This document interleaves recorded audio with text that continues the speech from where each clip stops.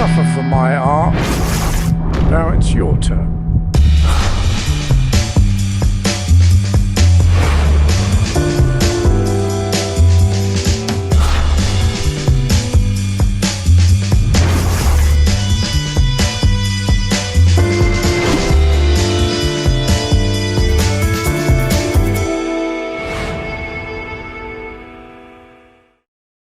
Doug Beck, I haven't seen you in hours. Hello, Cyril. It's been absolutely hours. Minutes. That's true. We had a FaceTime last night. We did. As if we don't talk enough these days. You know, it's not the answers that make your mind think. It's the questions. Because any answer you get just gives birth to another question. It's like, well, at least what if I'd known that before? Or what if I know what I'm about to know is going to affect what I'm thinking now? Man, it's early for this kind of thing. Yeah, I know. It's early for the deep isms. It's actually not that early. Too much pissing in the wishing well. What's new? Well, it's another sunny day in California. Yeah, as I'm sure it is in Vegas, and it is. You know, it's the golden summer. When I first moved to Santa Cruz, I always thought that, you know, I came in a t-shirt. It was June. I left England. It was starting to be warm, but I thought it's got to be hot there. Freaking cold at night here. You need like a. And so now I get it. It's like, okay, summer really kicks in mid-August, and then it gets up. The sun is lower, but the air gets warmer and the ocean is warmer, so the nights are warmer. But unfortunately, the kids have to go back to school. And the classroom is sweaty.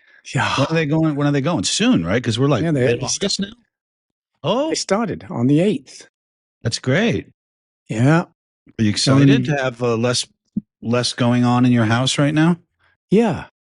Well, as if a dog and a puppy.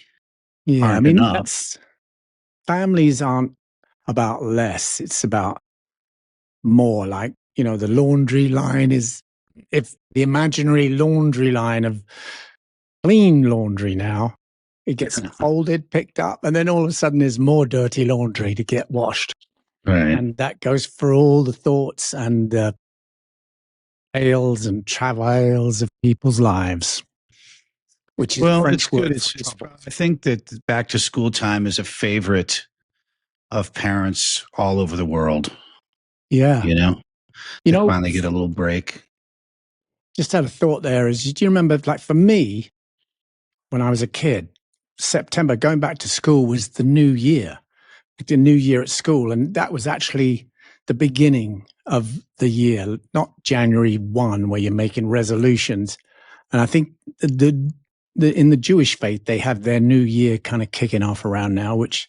Yeah, September, October, right? Yeah, which is like, I used to think, that makes sense. Some of their traditions do make a lot of sense.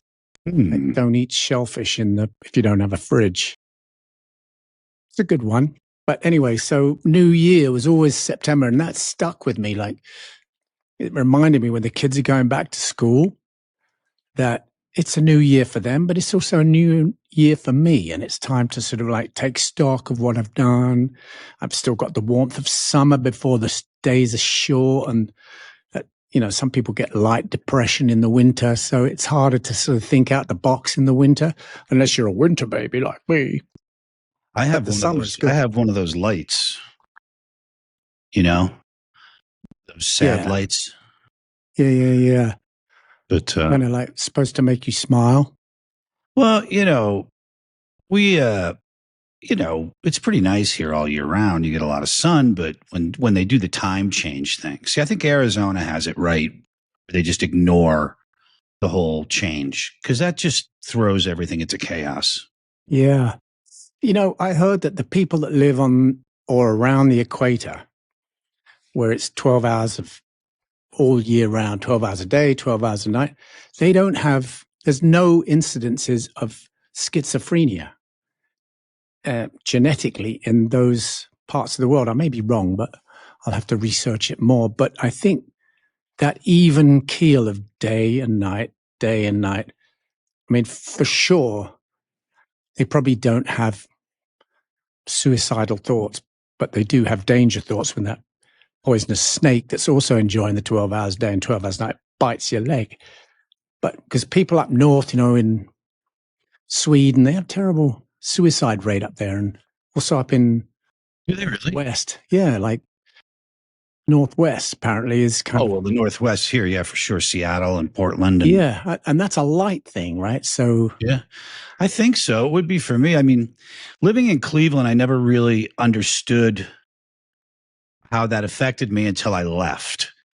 And when I moved to New York, even though New York's not known for its bright, sunny weather, the sun shines a hell of a lot more there than it does in Cleveland, Ohio. Yeah. And I remember after living there for a few weeks, I was like, why do I feel so much better? Right. And I realized the sun had been shining for 5 days straight. Yeah. And it makes such a big difference. Yeah. I remember dipping into Cleveland on our very first tour, and it was around Thanksgiving in 1982. I was sat in Captain Frank's at the end of some pier. Yeah. Like some diner. I know it well. And the first time I'd ever seen. Yeah, first time I'd ever seen king crab legs. I thought, this is like some prehistoric. Look at the size of this freaking crab leg. Frank's, holy shit. Remember that? Yes. And I just remember, I remember driving around and the sky was always purple. Yeah, no, I call it insane asylum sky. It's, you might get some sun very first thing in the morning, but then the clouds roll off the lake and it just becomes this blanket of doom, It's weird. I mean, so, the northeast of America is a lot more populated than the west. Towns are spread out in the west, and, it's a bit harsh out in the desert, so you can understand why cities developed up in the northeast, and people were coming over from Europe and they recognized their own climate. So it was much more European over there feel. I mean, to me, Pennsylvania is like Germany. Of schizophrenia, since you brought that up a minute ago, I'm backtracking, but I read an interesting article that people that live in New York City are more likely to develop schizophrenia than outside of the city. I know I did when I lived there. I don't know if I developed it. It was a self-inflicted freaking disease. I mean, I so miss New York, man. What, the schizophrenia? Did I have it too? Yeah, I was just reading an article about, is it shoes or sandals in the big city? How the sandals have invaded inner cities as well as the beach towns. Why? That's a terrible place to wear sandals. Yeah, because it's like all those weird substances on the sidewalk. But I do wear my Birkenstocks everywhere in the summer. I mean, I just forget about shoes. My least favorite garment is a sock. Right. In the Birkenstocks? My dad used to wear them. Do you have clogs too? I used to, but I used to fall off them a lot. They were a bit too high. Those chef's clogs. Be walking along and I look really cool, and all of a sudden, my meniscus. I cannot imagine. Clogs. Speaking of hurting your foot, I have a brace on my right foot right now. The other night, I was at Jane's Addiction and Love and Rockets show, and I just walked as something happened. I guess I'm at that age now where you sneeze and you can become paralyzed. And I did something to my foot. I could barely stand on it. And of course, the show's at the Fontainebleau in Vegas, which is gigantic. So it's like a 1.5 mile walk back to my car. Oh no. And I'm hobbling along, it was terrible, but age appropriate body language right there. What's that? Hobbling along? Limping, hobbling along. It was awful. It really hurt. And it hurt so bad that a lady saw me take the step and saw my reaction. She's like, you turned completely white. She goes, I thought that we were going to have to call an ambulance for you. And I actually had to sit down for a minute and and collect myself. And then, of course, I'm there because Kevin Haskins is a friend and business partner, and he's the drummer in Love and Rockets. So I'm invited backstage, and I'm in terrible pain. I can barely walk. So I'm hobbling around to get backstage, and I visit with him for a few minutes, and then I get lost trying to get out of there. Oh. And I'm just hobbling all over the place. I'm by the monitor board. I'm on, and not one time did anyone say, "Who the fuck Security? Are you?" Security. We've got we got a Gimpy the Donut walking around Security. Up here. We don't know who he is. Yeah, not one person questioned who I was, nor did they help me find my way out of there. And finally, I limped myself back to my car and went home. But oh man, were you wearing have you noticed how the soles of sneakers are getting thicker and thicker and thicker till you're almost like got altitude sickness from these things? I was wearing my normal, 90s combat boot type thing that I wear every single day when I leave the house. So it wasn't like it was an unusual shoe or a new shoe. It was just, I just took a weird step, and I hadn't felt pain like that in a long time. You should have been wearing Birkenstocks then. You never twist your ankle and nose. You twist your neck. Yeah. Listening to see who said that. Yeah, no, but back to what you were saying, sandals in New York, that is the worst idea ever. You're going to have rats nibbling on your toes. You know what I mean? It's better than those little fish that people go for pedicures. They stick their feet in a bucket of those little tiny fish. Is that real? And they nibble the dead skin around your toes. Yeah, it's for real. They have it in malls. Where do they do that? I don't know. They're like little minuscule piranhas that eat dead. Are you sure you didn't just dream this or make it up? No, I've seen it. I've seen it with my own eyes. I've seen it.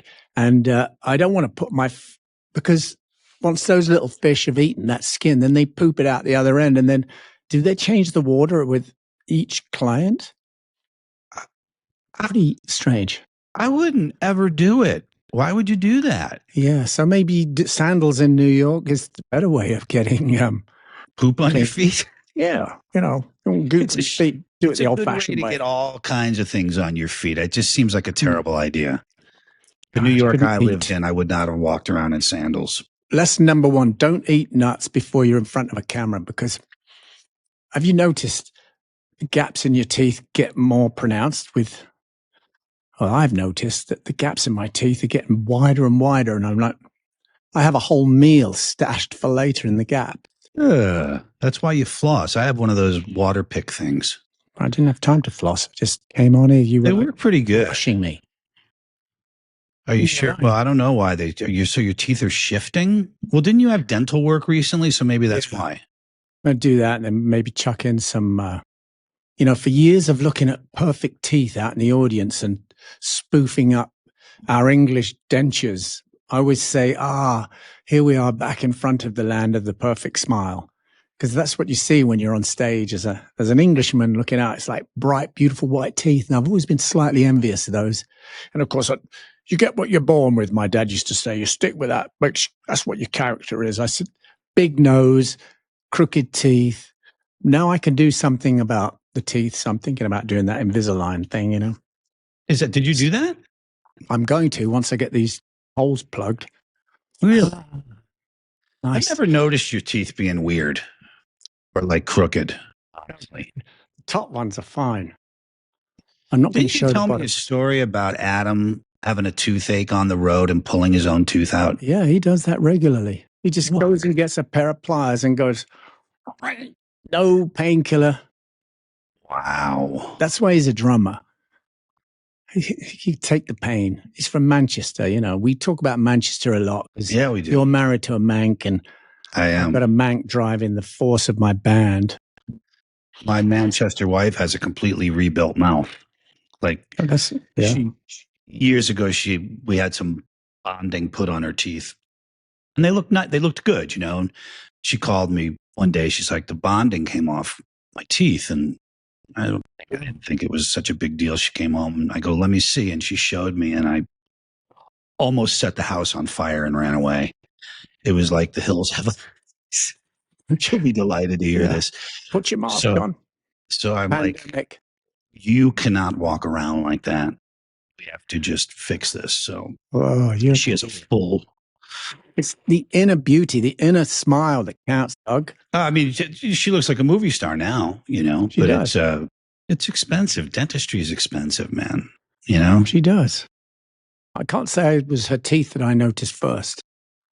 No. It was her. It was her big eyes. Yes. That's right. Yes, that's good. But anyway. You know what I wanted to ask you? Have you obviously it's really viral. So have you seen the Australian breakdance? First of all, when did breakdancing become an Olympic sport? When they broke music. I mean, have you seen the Australian breakdancer? Yeah, I heard her. I heard everywhere. Was it a her or a him? No, it's a her. And I heard her being interviewed. The routine is absolutely ridiculous. She scored a 0, by the way, which I think is the first in Olympic history. But I've watched it a bunch of times, and I'll put up a shot of it so people. I'm sure most everybody has seen it. I heard her being interviewed on a BBC radio podcast, and it sounded like she was legit. She's a doctor, and she was taking time off to train, and she was throwing herself really out there. But to get a 0, she didn't sound like she was going to get a 0. She sounded like she knew what she was doing. I think she's putting everybody on. I think that she's taking the piss. I think it's like the joke's on us.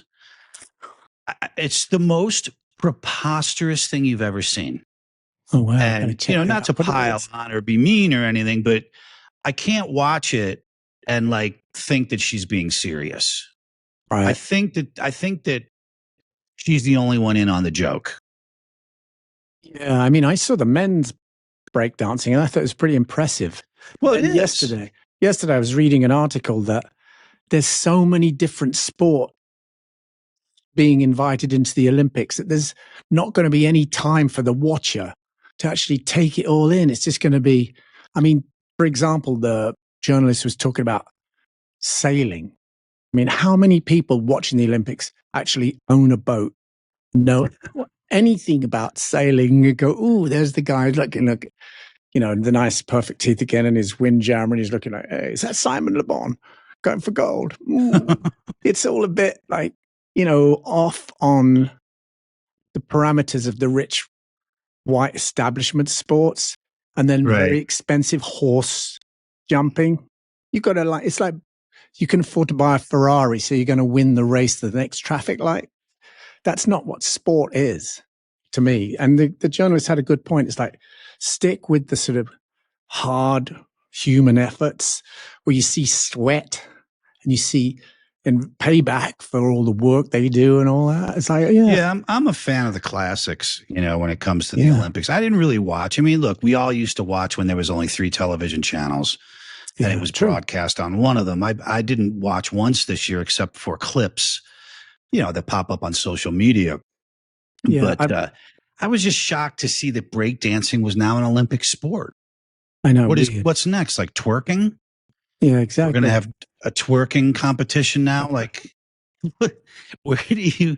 I mean, I don't have anything against breakdancing. It's an amazing art form, but is it really the Olympics? I don't know. Yeah, maybe I'm just me. I'm a diehard soccer fan, and I'm very excited that the Premier League kicks off this weekend. And then the Euros were great, and we all watched Spain, doing really well. But then they had the soccer in the Olympics right after it, and it was like all the sort of not Euro team playing for the national team. Spain won it again, by the way, so they're doing something right. But it just seemed like a bit too much, And then it's tennis, and it's all these kind of like resort sports. Suddenly, the resort sport Olympics. Pickleball next. Scuba diving medals. Pickleball has done an amazing job at requiring my age-appropriate friends to have shoulder surgery. Yeah, I think a lot of pickleball. I think 3 of them that I know here in town that started taking up pickleball a couple of years ago that have had to have shoulder surgery. That's weird. I mean, around here, they started playing a lot of pickleball. All it makes me think of is, I want a sandwich. Why? Because of the pickle. Yeah, pickle. Oh, sandwich. That's like a response thing. I don't know why. I'm like, why do you want to go and eat a sandwich in the street? So fucking weird. With a giant paddle. Right, because you're not going to miss it with the size of that thing. You go flop bloody bats with it. People go nuts over it. They're all the higher end health clubs here now have pickleball, and I'm not exaggerating when I say I have at least 3 friends that have had to have repair work on their rotator cuffs because of, at 60 they're out there swinging around like they're 22. Should we talk about something sensible? Yeah, this seems to be the nonsense podcast. All right, so you didn't see the Olympic thing that I'm talking about? No, I didn't see the, but I heard about her, and she sounded legit, like I was saying. I don't know. I would like people's opinions out there. If you'd like to leave a comment and think if like maybe she's the only one in on the joke, because it's so preposterous. I got to check this out. You don't know how she could be. I think she's playing a trick on all of us, is what I think. Yeah. But, I said the same thing about Corey Feldman. And I think he's actually serious. Who's he again? Really? You haven't seen any of those videos either? He's a child star that has a band. He's on that tour right now with Limp Bizkit and some other artists. And he does this weird guitar solo thing where he's not playing. He's just making nonsense and guitar faces. And he yells at his band all the time on stage. And, I thought that was theater too. But I'm afraid that after talking to some people that are around that he might be serious. I've been known to shout whilst we're making records, and it's like the umpteenth take, and the studio bill has got to get paid. Yeah, it can be a lot of pressure. Yeah. I've always made records in my own rooms, so I've never had really that I mean, I've mixed a few things in different facilities and stuff, but really, you did that to me? Was that just exclusive to me then, the pressure you put me under? No, that wasn't pressure. It was the drugs. The ibuprofen you were taking. No, we did mix your record in a different room. Yeah. Mixed it at real time in the big room. I like these microphones. Yeah, they're great, aren't they? I had to You're welcome. Make mine turn around same angle as yours because I've got a different mic stand, but this is the best way. I don't have anything underneath that I can kick because I fidget with my legs. It's like ding, ding, ding, ding. It's annoying me in the early past. So I bought this. Forgot to take your Ritalin. Yeah, I don't take that anymore now. Coffee does the business. Costco's Rainforest Blend. Oh, is that what you get? Oh, we tried the Costco Mahi Mahi that you suggested. Yeah, it's good, right? It's quite good. How do you cook it? I defrost it, and then I you have to defrost it. That was the one thing I didn't count on. But okay, frying pan with nothing in it. Let it get hot for 10 minutes. Then I add some olive oil. Let that warm up. Then I throw in some Kinder's lemon pepper. Throw a lot of that in, some garlic powder, some onion flakes, and then I let that sizzle, some red chili flakes, let that sizzle, almost like a blackening thing, and then I throw the fish on and it sizzles. Turn it up high for about 5 minutes aside, then you turn it down low because you don't want it to go too dry. And then you just let it sit on a low heat for about 10 minutes whilst you're making a pasta or a salad or whatever you want on the side. You flip it up, it's perfect. It's not good if you're a mai swimming around in the ocean. Some guy goes, oh. I think we baked it or broiled it, but it was still good. It was still really good. I'm glad you turned me on to that because I'm trying to eat better.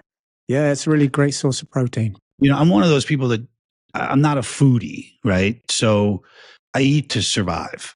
And the biggest problem I have is like I work and then I go, oh, fuck, I'm starving. Yeah. And then I go for the quickest thing I can get, which is usually garbage. Yeah. So I've started being more conscientious. I tried the Mahi Mahi that you got. And I also went to this place called Foodie something here. There's 3 locations in Vegas. It's like those food delivery services, with that deliver the healthy meals. Yeah. Except they have a storefront too. Oh, so wow. you can go in and you can buy these pre-done meals, and they list all the ingredients, the macros, the the calories and everything. And they have some really great healthy choices. You seen that company Urban Remedy? Yes. Okay, it's super expensive for a little bowl of whatever it is, but compare that to, okay, so you buy 2 of those, you're going to eat 2 of those in the day. It's expensive, but you do your shopping and you buy, oh, have some of that, have some of that, have some of that. And then it just sits in your fridge, and 40% of what you buy, you throw away because it's got mold on it, or it's gone wrong, or you forget about it. So tailor making your specific meals is the quickest way to get healthy eating, unless you're really on it as much as, I'm really into it. So I've just discovered this new nut called pili nut. Have you ever heard of those? Pili nuts? That? Well, you should Google it and get them on Amazon. It's a Filipino, very buttery nut, and they call it pili hunters. It's so buttery. It's like a macadamia. There's so many things I could say. Sorry, continue. It's freaking fabulous. And so with that, what do you do with it? Coffee. You just eat it in the morning. Load of nuts, mangoes, cashews, all from Costco. Bloody great place that is. Breakfast at your house is a treat. Yeah, there's always a wide variety of fruits and nuts, and it's no proteins in the morning, just just oatmeal usually, right? Yeah. You guys got me hooked on the steel cut oatmeal. It's great, isn't it? Yeah, I make it with almond milk. Nice. And for the discerned palate, almond milk is good. Has a slightly sharper hit in the background, but it's really good. Well, it doesn't have any sugar, and I like the rice milk, but the only rice milk I could find had tons of sugar in it. Yeah, it does. Use oat milk too. Use that oat milk is good, or just water and then top it off with a bit of yogurt. Yeah, brown sugar. It's all about the sugars, isn't it? Man. Yeah. We're talking food, which is good, because I always thought I would like to talk about food. Well, you quite literally are what you eat, right?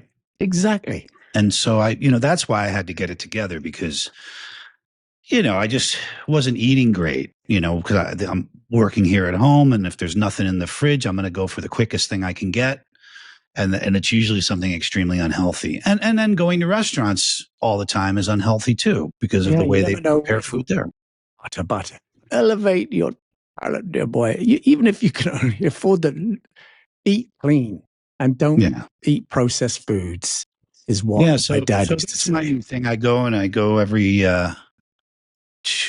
Monday or Tuesday to this storefront, and I buy a week's worth of, and you're right, it's no more expensive than if you went grocery shopping and had to kind of prepare all this stuff, Yeah, it's true, because there's a lot of waste. You buy by the pound, but you're buying skin, throwaway bits, when it's all done for you. Okay, some people do take the piss with the pricing. Right. If you really train your body to eat the right times, you won't actually feel hungry and need to stuff yourself with something to I hate me from the outside, so I've got to hate me on the inside too. Yeah, no, it's just I had to get out of that cycle of, I'm ravenous, I need something right now, and the closest thing will do. It's not good for me at my age. Yeah, blood sugar. For anyone at any age, really. Yeah, right. We're a health show now. We're talking about wellness, Doug. Well, I understand that, and I do my best, but I'm not like you sit and you prepare food and you cut things and you do. I have zero patience for that. I'm just not that guy. I've watched you do it in your kitchen. Well, so I need it done for me, and then it to be healthy. And you behind, there's all those keyboards that the notes, know what goes well together. Yes, you know the chords, the harmonies. I know all that stuff. Same with food. I cut the B major, and then I mix in a little bit of F, and then a sprinkling of C, and then I've got a fantastic little 3-chord wonder. My brain just doesn't work that way, man. Believe me, I've tried, and I've wanted to be that guy. Yeah, but I have the patience of a gnat when it comes to that kind of stuff, and I just don't. Debbie cooks, but of course she's only here on the weekends right now until you're going to be September. Lucky she's home soon. Yeah, she's going to be here in September full time again, which would be good. anyone can be a good husband 2 days a week. We're going to see the changes in you, Doug, and we look forward to. I've got a challenge. We're going to do these podcasts when your darling wife is back 24/7. I don't think that there's any chance of changing me at this point. I think I'm pretty settled into what I am. Yeah. I'm one of those people that I need to know I've got an empty house when I'm doing this. So, well, yeah, I will kindly leave. Yeah, I'll do the same. I mean, sometimes I shoot videos for my music production channel on the weekends when she runs out, because she's a busybody. So she's always got to be out running around, which is good. So, yeah. And then, the cats have been behaving the last two podcasts, which is really great. Well, we get the idea too. There, you see, they're working for you too. Everyone's pitching in. I really love talking to you in this environment because it's something really special. Yeah, it's awesome. The idea we're sharing it, and maybe, who knows, we'll have a little bit of insight that we can share with people. So keep your comments coming. Yes, please. We'll endeavor to do another question and answer thing, because it's always nice to know what's happening out there and what's. And in the future too, we're looking at having some guests occasionally.